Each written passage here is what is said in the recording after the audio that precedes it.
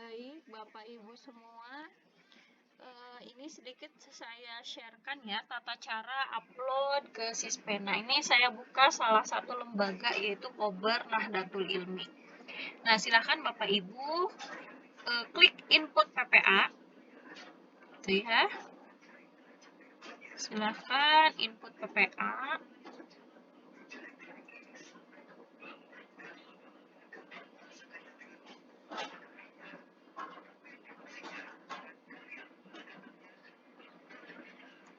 Sebentar, ini masih proses ya, masih loading.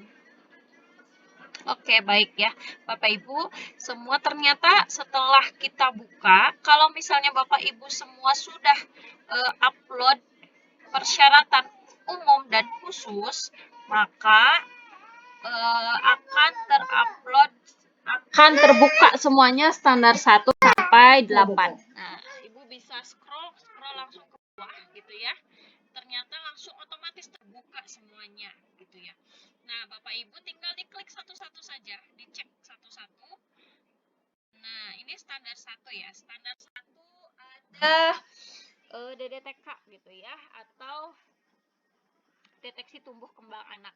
Di sini ada data berat badan menurut usia, tinggi badan, berat badan menurut tinggi badan, lingkar kepala, silahkan. Semuanya saya upload di dalam satu file gitu ya. Ini diklik semua ya Bapak Ibu semua. Kemudian nanti akan muncul unggah file. Nah, silahkan tinggal diunggah saja gitu, berdasarkan format yang Bapak Ibu gunakan. Silahkan mau semuanya berat badan, tinggi badan, kemudian lingkar kepala dalam satu file itu silahkan boleh gitu ya. Kemudian nah ini deteksi tumbuh kembang atau rekapitulasi capaian perkembangannya.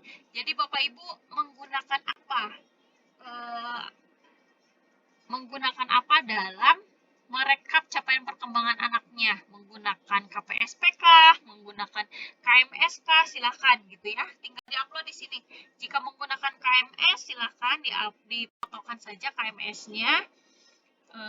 Kemudian 1-2 anak difotokan kemudian diunggah di sini.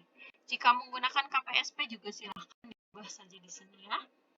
Selanjutnya ada standar 2. Nah, standar 2 itu adalah KTSP yang pernah Bapak Ibu upload di dalam syarat umum, syarat khusus, gitu ya. Tinggal diupload saja, diklik di sini, tiganya unggah saja KTSP-nya semua, gitu ya. Selanjutnya ada acuan kurikulum, gitu ya. Acuan kurikulumnya jika Bapak Ibu masih menggunakan Kurtilas, tapi saya cek semua ini menggunakan Kurtilas semua ya. Silahkan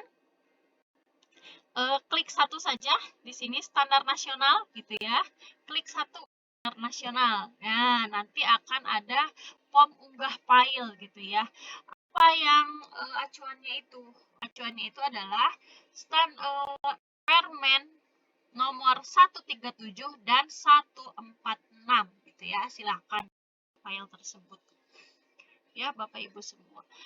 Sudah pernah saya share di grup, silahkan bisa diunggah, bisa diunggah langsung. Kemudian, nah ini layanan menurut kelompok usia. Ini adalah sinkronisasi Dapodik. Kalau misalnya sudah disinkronkan di Dapodiknya, otomatis ini bisa langsung keluar. Tapi jika memang tidak muncul juga, ini tidak masalah ya, nggak apa-apa karena sudah ada di syarat umum dan syarat khusus. Nah, selanjutnya ini adalah perencanaan pembelajaran. Ada program semester, RPPM, RPPH. Ini yang sudah biasa Bapak Ibu gunakan sehari-hari di sekolah. Silahkan di-upload program semesternya. Contohnya saya share. RPPM juga, RPPH juga contohnya sudah saya share. Jika Bapak Ibu punya format tersendiri, silahkan gunakan format tersendiri. Jangan terpaku kepada yang pernah saya share, gitu ya. Nah, selanjutnya ada supervisi. Supervisi juga silahkan digunakan gitu ya, berdasarkan data yang ada atau yang pernah saya share gitu ya. Ini keterlibatan orang tua. Jika Bapak Ibu keterlibatan orang tuanya menggunakan buku penghubung, silahkan dipoto buku penghubung. Jika Bapak Ibu menggunakan WA group, silahkan screenshot WA grupnya, diupload di sini, gitu ya. Kemudian, nah ini foto aktivitas atau kegiatan yang pernah dilakukan bersama orang tua.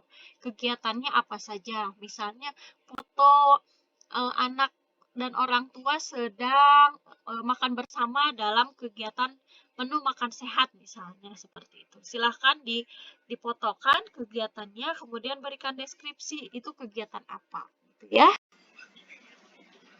Standar 4 ini sinkronisasi dapodik ya, tinggal diunggah saja. Kemudian ada standar 2, standar 4 nomor 2 ini juga sinkronisasi dapodik, kepala sekolah dan tenaga kependidikan. Apa namanya? Operator biasanya ini. Nah, ada standar 5. Standar 5 ini adalah daftar inventaris atau AP ada di sekolah. Ini juga sinkronisasi dapodik ya. Jika Bapak Ibu di dapodik menceklis semua, maka ini akan terupload, bisa diunggah semua. Jika hanya satu, berarti hanya satu yang cukup diunggah gitu ya. 5.2, nah ini di sini ada ketersediaan listrik, kemudian sumur atau PDAM, silahkan difotokan. Nah ini kemudian toilet gitu ya, toilet di sekolah silahkan difotokan.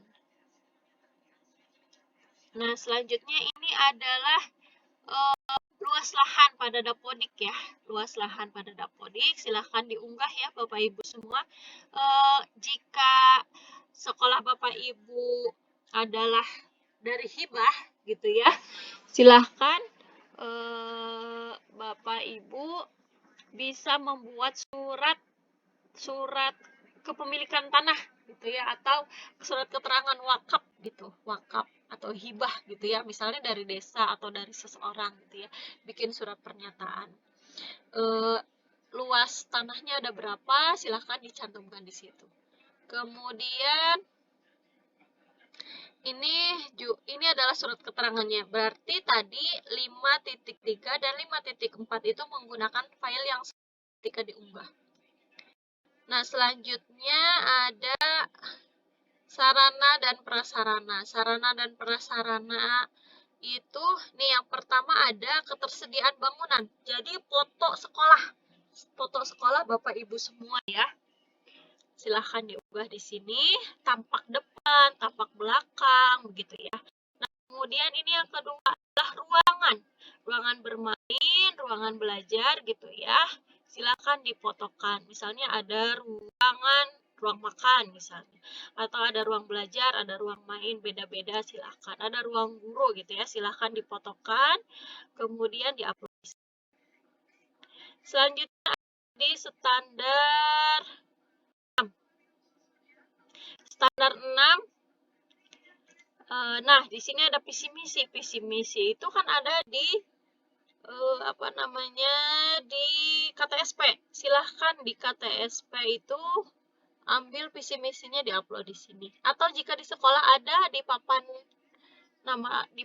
sekolah gitu, silahkan difotokan boleh.